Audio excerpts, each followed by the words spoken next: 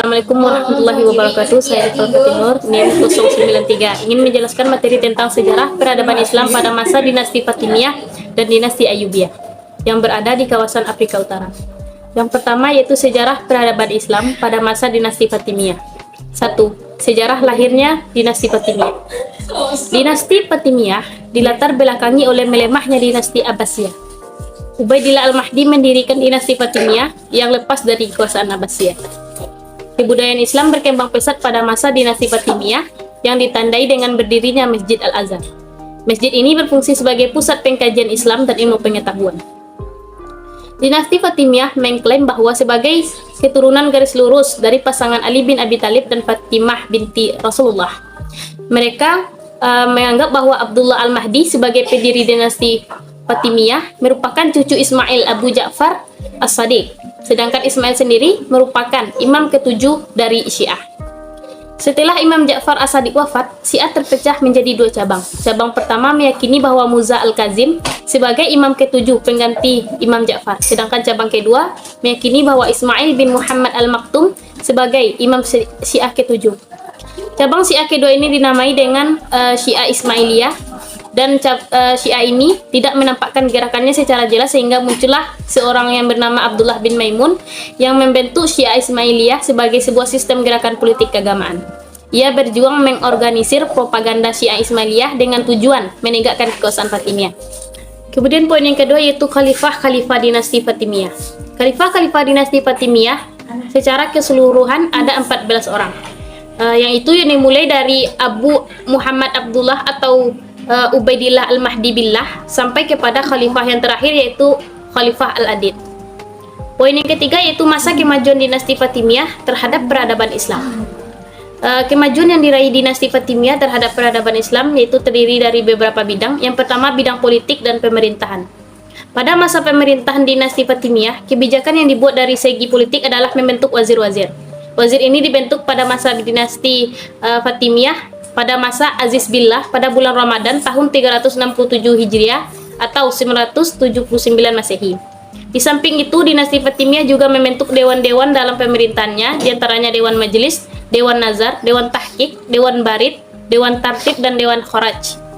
Kemudian dinasti Fatimiyah juga membentuk kelompok sipil, diantaranya yang pertama Qadi yang berfungsi sebagai hakim dan direktur percetakan uang, yang kedua ketua dakwah yaitu yang memimpin Darul Hikmah, yang ketiga inspektur pasar yang membidangi bazar, jalan dan pengawasan timbangan, yang keempat bendaharawan negara yang membidangi Baitul Mal, yang kelima wakil kepala urusan rumah tangga khalifah, yang keenam yaitu qori yang membaca Al-Quran bagi khalifah kapan saja dibutuhkan. Yang kedua yaitu bidang pemikiran dan filsafat. Dinasti Fatimiyah banyak menggunakan filsafat Yunani yang mereka kembangkan dari pendapat-pendapat Plato, Aristoteles, dan lain sebagainya. Kelompok ahli filsafat yang paling terkenal pada masa dinasti Fatimiyah adalah Ikhwanun Sofa. Tokoh filsafat yang muncul pada dinasti Fatimiyah diantaranya Abu Hatim Ar-Razi, Abu Abdillah An-Nasafi, dan Abu Ya'qub As-Sajazi. Yang ketiga itu pada bidang pendidikan dan iptek. Kemajuan keilmuan yang paling fundamental pada masa Fatimiyah dalam bidang pendidikan dan ilmu pengetahuan dan teknologi, keberhasilannya membangun sebuah lembaga keilmuan yang disebut dengan Darul Hikmah atau Darul Ilmi yang dibangun oleh Khalifah Al-Hakim pada tahun 1005 Masehi. Pada masa pemerintahan dinasti Fatimiyah, lembaga pendidikan Islam tidak hanya berpusat di masjid semata, melainkan ada beberapa lembaga yang dijadikan pusat pengembangan pendidikan Islam, yaitu seperti masjid dan istana, perpustakaan, dan Darul Ilmi. Yang keempat pada bidang ekonomi dan perdagangan. Pada masa Fatimiyah, Mesir mengalami kemakmuran ekonomi yang mengungguli Irak dan daerah-daerah lainnya. Hubungan dagang dengan dunia non-Islam dibina dengan baik, termasuk dengan India dan negeri-negeri Mediterania yang beragama Kristen. Poin yang keempat yaitu masa kemunduran dinasti Fatimiyah. Kemunduran Khalifah dinasti Fatimiyah dengan cepat terjadi setelah berakhirnya masa pemerintahan Khalifah Al-Aziz. Faktor-faktor yang menyebabkan runtuh dan hancurnya dinasti Fatimiyah antara lain yang pertama, perilaku Al-Hakim sebagai khalifah pengganti Al-Aziz yang kejam menjadi awal kemunduran dinasti Fatimiyah. Al-Hakim membunuh beberapa wazir, menghancurkan beberapa gereja, menghancurkan kuburan suci umat Kristen, menetapkan aturan ketat terhadap non-Islam dengan menjadikan Islam eksklusif dari agama lain seperti pakaian dan identitas agama. Faktor yang kedua yaitu konflik internal antara para elit yang cukup dahsyat dan berkepanjangan. Faktor yang ketiga yaitu adanya 3 bangsa besar yang sama-sama mempunyai pengaruh dan menjadi pendukung utama kekuasaan Fatimiyah, yaitu bangsa Barat, bangsa Barbar dari Afrika Utara, dan bangsa Turki. Faktor yang keempat yaitu faktor eksternal yang juga ikut mempercepat kehancuran dinasti Fatimiyah seperti rongrongan bangsa Normandia, Bani Saljuk, Bani Hilal, dan Bani Sulaim yang menguasai sedikit demi sedikit terhadap wilayah kekuasaan Fatimiyah. Selanjutnya materi tentang sejarah peradaban Islam pada masa dinasti Ayyubiyah. Yang pertama, sejarah lahirnya dinasti Ayyubiyah. Ayyubiyah adalah sebuah kekuasaan atau dinasti Sunni yang berkuasa di Mesir, Suriah, sebagian Yaman, Irak, Mekkah, Hejaz, dan Zarbakir yang didirikan oleh Salahuddin Al-Ayyubi. Penamaan Al-Ayyubiyah dinisbatkan kepada nama belakangnya Al-Ayyubi yang diambil dari nama kakeknya yang bernama Ayyub. Dinasti Ayyubiyah adalah dinasti yang terbesar dari suku Kurdi yang memerintah di dunia Islam. Umur dinasti ini tercatat selama 2 abad lebih, namun kekuasaan efektifnya hanya berlangsung selama 79 tahun. Dengan kekuasaan efektif di wilayah Mesir, ibu kota dinasti Ayyubiyah ini berpindah-pindah dari Kairo, Damaskus, kemudian Kairo, terakhir di Aleppo.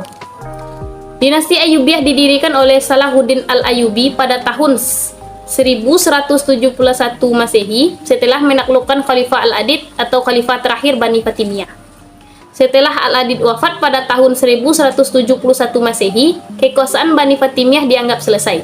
Salahuddin kemudian diangkat menjadi penguasa Mesir dengan status sebagai wakil pemerintahan Saljuk di Mesir.